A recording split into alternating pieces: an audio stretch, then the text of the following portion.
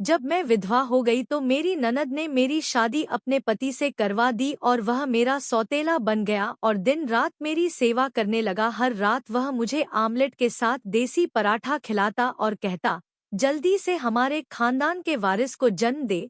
और जब मैं सुबह उठती तो वह मेरे पर्स में ढेर सारे पैसे रख लेता और मुझे डॉक्टर के पास ले जाता। एक दिन जब नर्स हम दोनों को पहचान नहीं पाई क्योंकि हमने अपने चेहरे एक ही रंग के दुपट्टे से ढके हुए थे, तो उसने मेरे कान में फुसफुसाते हुए कहा, आज इन्हें खाना मत खिलाना। मुझे शक हुआ। मैंने रात को कुछ नहीं खाया और सोनी का प्ले संगीत पी लिया। जब मेरी शादी हुई तब मैं 18 साल की थी। कोई रिश्तेदार मेरे लिए रिश्ता लेकर नहीं आया, लेकिन ये लोग हमारे मोहल्ले में ही रहते थे। हम उन्हें आते जाते देखते थे। हम शादियों में भी एक दूसरे से मिलते थे। एक परिवार था और घर में 3 बेटों की शादी हो चुकी थी। आखिर 2 बेटों की शादी एक साथ होने वाली थी। मुझे अपने होने वाले साले की पत्नी पसंद थी। मैं गया था और दूसरे बेटे के लिए मुझे चुना गया था। मेरा परिवार अच्छा था। मेरे माता पिता परिवार से थे और मैं अकेला बैठा था। मेरा पेट बहुत बड़ा हो गया क्योंकि शादी के दिन सब मेरी तारीफ कर रहे थे और कोई मेरी तरफ नहीं देख रहा था। मैं ऐसा नहीं कर पा रही थी, लेकिन फिर भी मैं बेचारी लड़की धैर्य रखती रही और इंतजार करती रही। 2 लड़कियों की शादी एक साथ नहीं होनी चाहिए, लेकिन मेरे ससुराल वालों के पास पैसे की कमी थी। उन्होंने कहा कि हम दोनों को एक साथ कर लेना चाहिए क्योंकि हमारे पास कोई आर्थिक समस्या नहीं थी, लेकिन उनके पास अपनी थी। हम जो कर सकते थे वो हमारी मर्जी थी। हमने शादी कर ली और हम दोनों ने अपनी जिंदगी शुरू कर दी। हमारा परिवार था लेकिन सब अलग अलग बातें कहते थे और शुरुआत अच्छी चल रही थी। कोई दिक्कत नहीं थी। मेरे पति मुझसे बहुत प्यार करते थे और वो मेरी हर बात सुनते थे, लेकिन मेरी ननद के कमरे से हमेशा लड़ाई की आवाज आती रहती थी। पहले तो मुझे लगा कि ये एक सामान्य बात है क्योंकि शादी की शुरुआत में दोनों के बीच थोड़ी बहुत कहासुनी होती ही है। यह एक ऐसी जाति है जिसमें पति पत्नी एक दूसरे पर विश्वास करते हैं, लेकिन यहाँ बहुत लड़ाई हो रही थी और मेरा देवर मेरे बच्चे पर चिल्ला रहा था। जब मैंने अपने पति से बात की तो उन्होंने कहा कि मैं उनके मामले के बारे में बात न करूं। एक बार मैं उनके कमरे के बाहर से गुर्रा रही थी, तभी मैंने अपने देवर को बताया मुझे और मेरा नाम। मेरे देवर और मेरे प्यार की आवाज सुनाई दी। वो अपनी पत्नी पर नाम लेकर क्यों चिल्ला रहा था। मैं कहानी के साथ सोने लगी कि कोई गलती नहीं हुई, लेकिन ऐसा कुछ नहीं हुआ। मैं उसके मामले में दबना नहीं चाहती थी क्योंकि मेरे पति ने मुझसे कहा कि तुम्हें ऐसा कुछ नहीं करना है, तो मैंने उनसे कहा कि उसे संगीत उसके हाल पर छोड़ना जरूरी नहीं है तो उन्होंने खाना शुरू कर दिया। ये बिल्कुल भी प्यार नहीं है, अब सब कुछ उसका दिल है, इसलिए मुझे अपनी परवाह नहीं है। एक दिन मेरे पति घर आए और कहने लगे कि उनका मूड ठीक नहीं है, पता नहीं क्या हो रहा है। सुबह से ही मेरा दिल बहुत घबरा रहा था जब हमने ये बुरी खबर सुनी कि मेरे पति इस दुनिया से चले गए। रोड एक्सीडेंट हो गया। मेरे पति और ननद दोनों मोटरसाइकिल पर जा रहे थे और उनकी मोटरसाइकिल एक कार से टकरा गई। भाभी को मामूली चोट आई, लेकिन मेरे पति की दुर्घटना में मृत्यु हो गई। इसकी तो जिंदगी ही बर्बाद हो गई। अब इससे शादी कौन करेगा? आजकल तो यह कुंवारी है। लड़कियों को भी समझ नहीं आती। मेरी भाभी बहुत दुखी थी। वह मुझे बार बार समझाने की कोशिश कर रही थी। फिर मैंने अपना गुस्सा उस पर निकाला। मैंने कहा, पति तो तुम्हारे पति के साथ ही चले गए थे। किसी को कह देना बहुत आसान है, अपना ख्याल रखना खुद को। पर जब मैं खुद को बेचती हूँ तो मुझे पता चल गया है कि अगर आज तुम मेरी जगह होती तो मैं तुमसे पूछती कि इतनी बड़ी बात तुम कैसे बर्दाश्त करोगी। तुम्हारा पति सुरक्षित है, मेरी तो दुनिया ही खत्म हो गई। मेरे देवर को ये बात सुननी चाहिए और उसने मुझे कोई जवाब नहीं दिया। मैंने कहा कि वापस नहीं जाऊंगी। दूसरी शादी हुई थी जब मेरी देवरानी ने एक बात मेरे सामने रखी, इस पर घरवालों ने तुरंत सहमत हो गए और वो बात ये थी कि मेरी भाभी मुझे अपनी सौतन बनाना चाहती थी। वो चाहते थे कि मैं उनके पति यानी मेरे देवर की वजह से उनसे शादी करूं। घरवाले और विजय भी इसके लिए तैयार थे। अब सब लोग साथ में बैठे थे और फिर वो बोली कि मोटरसाइकिल मैं ही चला रहा हूं। मेरे पीछे मेरा भाई बैठा था। मुझे ऐसा लगता है यह सच है कि वह अपनी मौत के साथ ही चला गया, इसलिए मुझे उसकी जिम्मेदारियां निभानी चाहिए। मेरे घरवालों ने भी कहा कि तुम हमारी बहू हो, हमने तुम्हें बड़े नाजों से ब्याह कर लाया था, अब तुम हमारे बेटे की आखिरी निशानी हो। तुम्हें देखकर हमें बेटा याद आता है, तो वह इस घर में आई है। जो अच्छा हुआ मेरी माँ तुम्हें भी बुलाया है। तुम तो सब जानते हो बेटा, यानी कि मेरे जीजा जी इसके लिए तैयार हैं, तो किसी और के बोलने का कोई मतलब ही नहीं है। मेरी साली तो तैयार थी, उसने मेरे हाथ पर हाथ रखा और मुझसे बोली तुम सही कहते हो, किसी को समझना बहुत आसान है पर उसका दुख बांटना बहुत मुश्किल है। मैं तुम्हारे साथ बैठकर अपने पति को बिल्कुल भी दुखी नहीं करूंगी, मुझे इस बात की कोई शिकायत नहीं है।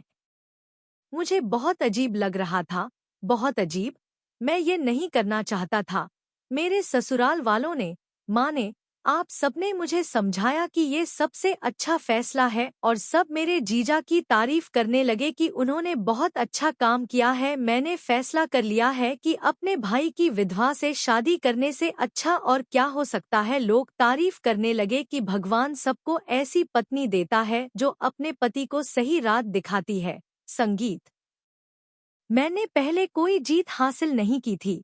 मेरे माता पिता ने मुझे ऐसा करने के लिए कहा था, इसलिए मैंने हाँ कर दिया। अब मेरे जीजा पति बन चुके थे। मैं अभी भी अपने कमरे में ही रहती थी। हाँ, जिस कमरे में मैं पहले रहती थी उसमें अभी भी कैमरा था, लेकिन मेरे देवर जो अब मेरे पति बन चुके हैं, वो इस कमरे में मेरे पास आए थे। मेरी दूसरी शादी को 1 हफ्ता ही हुआ था कि भाभी कमरे में आई। संगीत। एक प्लेट में ऑमलेट था और दूसरी में पराठा। मैंने आपके लिए ये खाना शुरू किया।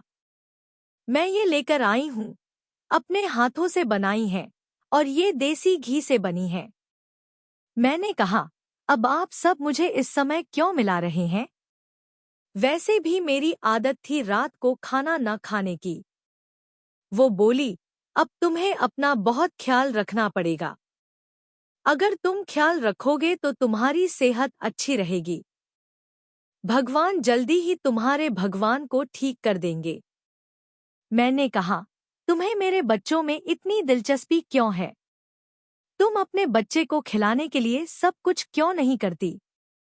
वो बोली, मैं भी तो रोज यही करती हूँ, पर तुम्हें भी तो बच्चे होने चाहिए। मुझे अच्छा नहीं लगेगा अगर मेरे पहले पति से कोई बच्चा हो जाए, तो कम से कम इस बीमारी का कुछ निशान तो मुझ में रहेगा। उसने आश्चर्य से मेरी तरफ देखा और कहा, तुम्हें यह सुनकर बड़ा अजीब लगेगा, लेकिन भाई भाई में इसका कोई इलाज नहीं है। स्तुति। मैंने तुम्हें पहले ही बताया था कि तुम्हारा पहला पति इस दुनिया से चला गया और वह तुम्हें कभी बच्चा नहीं दे सकता और दुनिया की नज़र में तुम एक जाति की चीज हो। जो होता है अच्छे के लिए होता है। मैंने कहा, अगर मेरा पति मर जाता है तो ये अच्छी बात है। वो बोली, मेरा ऐसा बिल्कुल भी मतलब नहीं था, वरना कौन अपने पति को ऐसे किसी के साथ बांटता है। संगीत। संगीत। वाक्य। वो बहुत अच्छी थी, मेरा भी ख्याल रखती थी। ऐसा कभी नहीं हुआ कि उसने कभी मेरे साथ गलत व्यवहार किया हो। वैसे एक बार मैंने गुस्से में आकर उसे बहुत डांटा भी था, पर उसने कुछ कहा तक नहीं और विजय के होते हुए भी वो मुझे बहुत प्यार करता था। उसका मेरे प्रति व्यवहार बिल्कुल भी ऐसा नहीं था कि मैं पहले उसकी भाभी थी, थोड़ी शर्मीली और सामान्य सी। पर वो पहले दिन से ही मेरे साथ ऐसे पेश आ रहा था जैसे मैं उसकी बच्ची हूँ और उससे बहुत प्यार करता था। भैया, उसे मेरा ख्याल रखना था। कभी कभी मैं उसे जबरदस्ती उसके कमरे से बाहर निकाल देती हूँ और मुझे कहना पड़ता है कि प्लीज अपनी पहली पत्नी को समय दो जिसने मेरे लिए इतना बड़ा त्याग किया है, और मेरा पति एक छोटे बच्चे की तरह जीता है और मेरे कमरे से बाहर नहीं निकलता। उससे ज्यादा मुझे प्यार मत करो। तुम बहुत खूबसूरत हो, लेकिन इससे पहले तुम्हारी पत्नी ने तुम्हारे लिए सब कुछ किया है। तुम्हें उसे कभी भी बच्चे से दूर नहीं करना चाहिए। मैंने कहा, मैं ऐसा बिल्कुल नहीं कर रही हूँ, लेकिन वह मेरा पति है और उसे इसमें कुछ नहीं कहना है।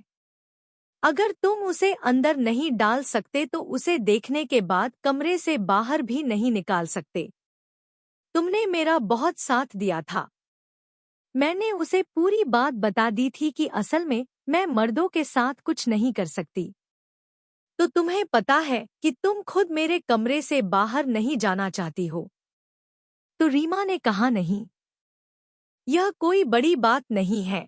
तुम उसकी पत्नी हो, यह अच्छी बात है। तुम दोनों के बीच रिश्ता मजबूत होना चाहिए, और औरतें बहुत खुशकिस्मत होती हैं जिनके पति उन्हें बहुत पसंद करते हैं, और जिनके पति अपनी पत्नियों को पसंद नहीं करते वे बहुत बदकिस्मत होती हैं।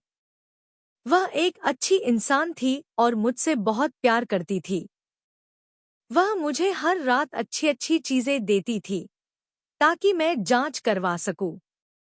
डॉक्टर ने मुझे बताया कि सब ठीक है और तुम जल्द ही मां बन जाओगी। जब मैं डॉक्टर के पास गई तो हमारी एक बहन थी। वहां एक बार एक पार्क देखा था जहां हम बैठकर बातें किया करते थे। इसके अलावा मेरी भाभी एक और काम भी करती थी। वो रात को मेरे सिरहाने पैसे रखकर चलती है। एक बार मुझे लगा कि कहीं गलती से वो पैसे छोड़कर चली गई, तो मैंने कहा कि जब कमरे में आया था तो अपने कमरे में भूल आया हूँ, पर उसने कहा, नहीं, पैसे मेरे नहीं थे, मैंने तो तुम्हारे लिए ही रखे थे। मैंने कहा, तुम्हारे पैसे? संगीत, तुम्हारे पास इतने पैसे कहाँ से आए? और तुम मुझे अपने पैसे क्यों दे रही हो? तो मैं खाने लगा, मैं इतना पैसा कहाँ से लाऊंगा? दरअसल मेरे पति ने मुझे ये पैसे तुम्हें देने को कहा था क्योंकि तुम भी उनकी पत्नी हो तो तुम्हें भी खर्चा चलाना चाहिए। मैंने कहा, हमारे पति वो इतने पैसे खाने लगे? हमारे पति पहले दिन से ही बहुत पैसे कमाते थे।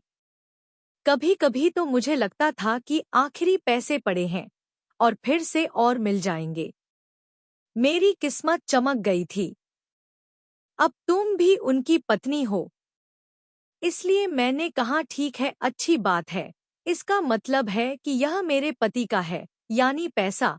मैं दिल से नहीं गई, लेकिन जिंदगी बर्बाद हो गई। अब मैं भी किसी की पत्नी थी। अब मेरी भाभी और मेरे बीच बहुत प्यार है। एक दिन जब हम अस्पताल गए तो मैंने और मेरी भाभी ने एक ही दुपट्टे से अपना चेहरा ढक रखा था। शायद इसीलिए कुछ गलती हो गई, और जब हम उन्हें डॉक्टर के पास ले गए तो हम अपनी जान से डर गए। पहले तो उन्होंने मेरे कान में कहा कि आज अपनी भाभी को ईद वाली गली में मत ले जाना। यह सुनकर मैं हैरान रह गया कि तुम क्या बात कर रहे हो।